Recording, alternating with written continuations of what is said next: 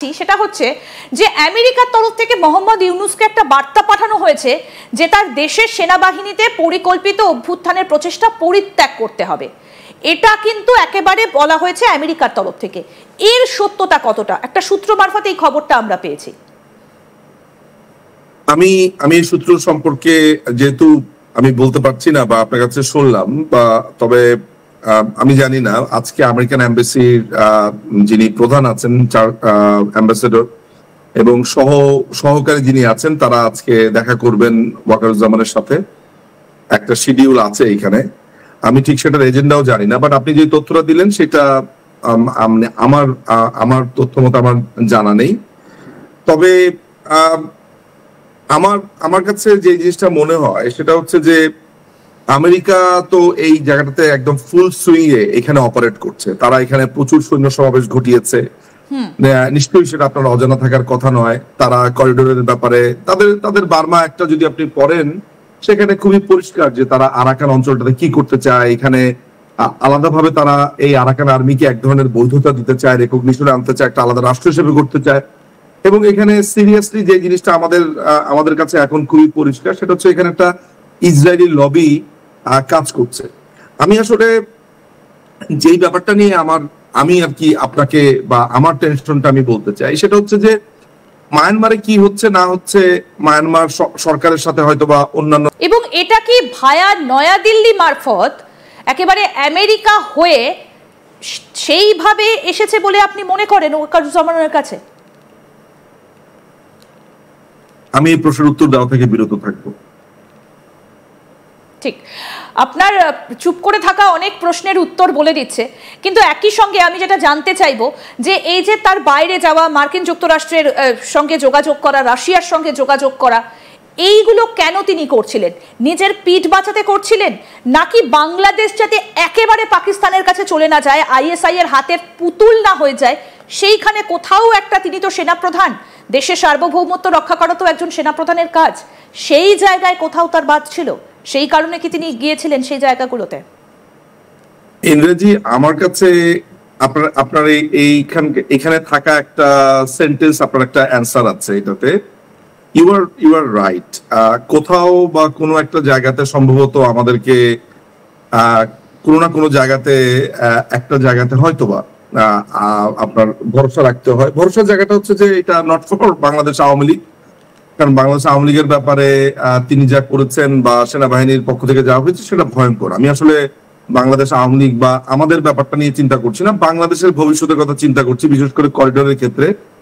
সম্ভবত আপনাকে end of the ডেতে এখন যে অবস্থাটা দাঁড়িয়েছে তাতে করে একমাত্র ওয়াকারুজ্জামানই আসলে বাধা হয়ে দাঁড়িয়েছে এখন। সো অ্যাপারেন্টলি, বা আমরা আইনের ভাষাতে বলি হচ্ছে প্রাইমা ফেসি, আপাত দৃষ্টিতে আমাদের কাছে যেটা মনে হচ্ছে যে ওয়াকারুজ্জামানই একমাত্র একটা বাধা হয়ে দাঁড়িয়েছে।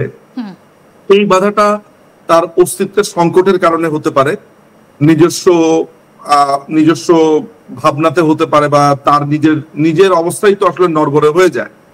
ফলে আপনি যেভাবেই এটাকে বলুন না কেন বা যেভাবেই আপনি এটাকে রূপদান করেন না কেন, মানে পসিবিলিটির জায়গাতে বা বয়ানের জায়গাটা যেটা আমি আপনাকে বলতে পারি সেটা হচ্ছে যে তারা যে লোকটাকে আমদানি করেছে, খলিলুর রহমান, প্রধান নিরাপত্তা উপদেষ্টা আমেরিকা থেকে, যারা আমেরিকান পাসপোর্ট, এবং ইউনূস, তারা যেই লেভেলের অ্যাডামেন্ট তারা। আপনি জানেন যে গতকালকে যমুনা টেলিভিশনে নিকোল নামে এক সাংবাদিককে, আপনার এই কথিত জঙ্গি সরকারের প্রেস সচিব শফিকুল, যাকে নিয়ে আমরা এর আগেও বিস্তর কথাবার্তা বলেছি, সে গতকালকে পরিষ্কার করে জানিয়ে দিয়েছে যে এই সরকার যা খুশি তাই করবার ম্যান্ডেট রাখে। কিভাবে ম্যান্ডেট রাখে এই প্রশ্ন করাতে সে বলছে যে আমরা যে কোনো কিছু করবার ম্যান্ডেট রাখি। অর্থাৎ চট্টগ্রাম বন্দরকে যে বিদেশি বেনিয়াদেরকে দিয়ে দিচ্ছে পরিষ্কার ভাবে, করিডোর যে দিয়ে দিচ্ছে, তারপরে আপনার বিভিন্ন আমাদের গুরুত্বপূর্ণ স্থাপনাগুলোকে যে এমন সব সংস্থাতে তুলে দিচ্ছে যাদের ব্যাপারে মেইনটেনেন্স পাকিস্তানের নেভিকে যারা মেইনটেইন করে, সেই ডিপি ওয়ার্ল্ডকে তুলে দিচ্ছে আমাদের বন্দর ব্যবস্থাপনা। আমেরিকার আজকেও আমি আপনাকে একটি নোট পাঠিয়েছি যে আমেরিকান অ্যাম্বাসেডর আপনার ওয়াকারুজ্জামানের সাথে দেখা করতে এসেছে। এই যে এই টোকাই সরকারের যে অনর অবস্থা, যেটাকে আমরা বলবো খুবই এক ধরনের অ্যারোগেন্সিও তারা দেখাচ্ছে যে তারা এটা করবেই, এতে করে একটা জিনিস খুবই সুস্পষ্ট, সেটা হচ্ছে যে বাংলাদেশের স্বার্থ, বাংলাদেশের সার্বভৌমত্ব, এগুলো আসলে একেবারেই গৌণ হয়ে দাঁড়িয়েছে এই উপদেষ্টা সরকারের কাছে। কিন্তু দাদা একটা প্রশ্ন এই জায়গাটাতে আমি আপনার কাছে রাখতে চাই। একটা সূত্র মারফত যে খবর আমরা পাচ্ছি সেটা হচ্ছে যে আমেরিকার তরফ থেকে মোহাম্মদ ইউনূসকে একটা বার্তা পাঠানো হয়েছে যে তার দেশের সেনাবাহিনীতে পরিকল্পিত অভ্যুত্থানের প্রচেষ্টা পরিত্যাগ করতে হবে। এটা কিন্তু একেবারে বলা হয়েছে আমেরিকার তরফ থেকে। এর সত্যতা কতটা? একটা সূত্র মারফত এই খবরটা আমরা পেয়েছি।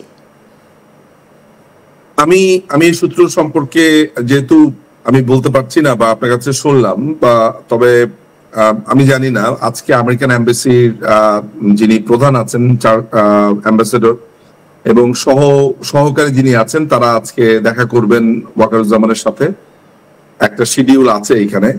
আমি ঠিক সেটার এজেন্ডাও জানি না, বাট আপনি যে তথ্যটা দিলেন সেটা আমার তথ্য মতো আমার জানা নেই। তবে আমার কাছে যে জিনিসটা মনে হয় সেটা হচ্ছে যে আমেরিকা তো এই জায়গাটাতে একদম ফুল সুইং এ এখানে অপারেট করছে। তারা এখানে প্রচুর সৈন্য সমাবেশ ঘটিয়েছে, নিশ্চয়ই সেটা আপনার অজানা থাকার কথা নয়। তারা করিডোরের ব্যাপারে তাদের বার্মা একটা যদি আপনি পড়েন সেখানে খুবই পরিষ্কার যে তারা আরাকান অঞ্চলটাতে কি করতে চায়। এখানে আলাদাভাবে তারা এই আরাকান আর্মিকে এক ধরনের বৈধতা দিতে চায়, রেকগনিশনে আনতে চায়, একটা আলাদা রাষ্ট্র হিসেবে করতে চায়। এবং এখানে সিরিয়াসলি যে জিনিসটা আমাদের কাছে এখন খুবই পরিষ্কার সেটা হচ্ছে এখানে একটা ইসরায়েলি লবি কাজ করছে। আমি আসলে যেই ব্যাপারটা নিয়ে আমি আর কি আপনাকে বা আমার টেনশনটা আমি বলতে চাই সেটা হচ্ছে যে মায়ানমারে কি হচ্ছে না হচ্ছে, মায়ানমার সরকারের সাথে হয়তো বা অন্যান্য রাষ্ট্র বা তাদের এক ধরনের লিয়াজো সেই সিদ্ধান্তের জায়গাতে আসবে। মুশকিলের জায়গাটা হচ্ছে এখানে দুটো রাষ্ট্র, একটা হচ্ছে ভারত এবং একটা হচ্ছে বাংলাদেশ, যারা সরাসরি এফেক্ট হচ্ছে এখানে। এবং আপনি যদি ভারতের সার্বভৌমত্বের কথাও চিন্তা করেন এবং বাংলাদেশের সার্বভৌমত্ব অলরেডি গন কেস, তাহলে এই দুটা রাষ্ট্র কিন্তু সবচাইতে বড় ধরনের সংখ্যার মধ্যে পড়ছে। কিভাবে সংখ্যার মধ্যে পড়ছে আপনি দেখুন যে ইউনূস গত প্রায় 9-10টা মাস ধরে যেই ভাষাতে কথা বলছে, ভাষাগুলো কি? যে আমরা নেপাল, ভুটান, 7 সিস্টার্স এর সাথে একটি কমন ইকোনমিক জোন তৈরি করতে চাই, 7 সিস্টার্স এর সাথে আমাদের ব্যবসা বাণিজ্য সম্প্রসারণ করতে চাই। একাধিকবার সে 7 সিস্টার্স করেছে। অনেকদিন ধরে বলছেন। দাদা আপনি আমাদের সঙ্গে থাকুন। এবার আমরা যেদিকে নজর রাখবো যে তাহলে কি বাংলাদেশকে কেন্দ্র করে আমেরিকা এবং পাকিস্তান কার আধিপত্য থাকবে সেটা নিয়ে একটা তীব্র প্রতিদ্বন্দ্বিতা দেখা দিচ্ছে। তাহলে কার ডাকে ইউএস এর শান্তি সেনা ঢুকবে বাংলাদেশে? ভারত তাহলে কি করবে? আসুন সেদিকে এবার একবার নজর রাখি।